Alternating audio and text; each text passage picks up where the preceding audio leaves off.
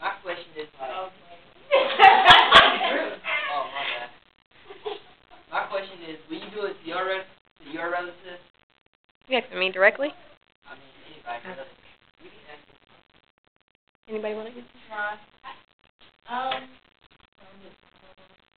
I probably would.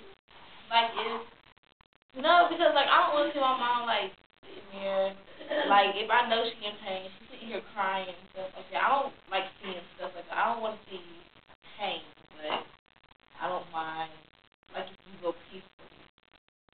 But if I know, like, you're not going to get out of the hospital and you're just not going to be able to do anything. I think that's the whole issue with euthanasia. It shouldn't be allowed to be chosen up to legislation because no one really knows what it feels like to want to die until you're placed in a situation. None of us have really been terminally ill to know that I'm going to die anyway, but it pains me to live right now. So, in my opinion, people should just have the right to choose whether or not they want to live or die.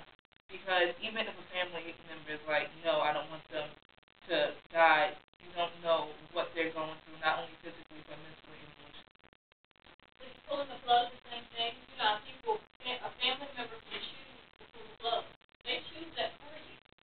So, if a family member can assist you in dying by pulling the plug, is that not the same thing as a family member assisting you with euthanasia? But I think where the legislation comes from is if you're helping kill someone, is it not murder? I think that's what they're trying to straighten out. Like, even though you killed someone because they wanted to die, and because I guess it was for a good cause, you still murdered someone. Yeah, you still murdered someone. So I think they're trying to decide you did a good thing, but should you not get punished for it?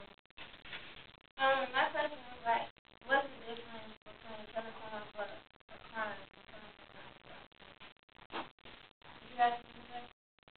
Like, when this part said, like, you know, you can murder, like, you do a murder on them, like, that way. But still, like she said, if you pull a plug, you still murdering that person because you never get trust for that. So, like, I don't understand why that's okay for somebody to pull a plug, but not a good. I don't understand.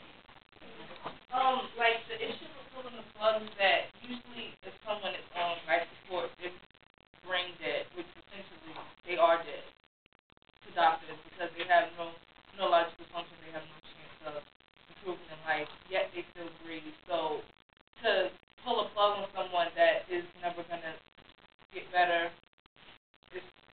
I'm not gonna say it's not murder.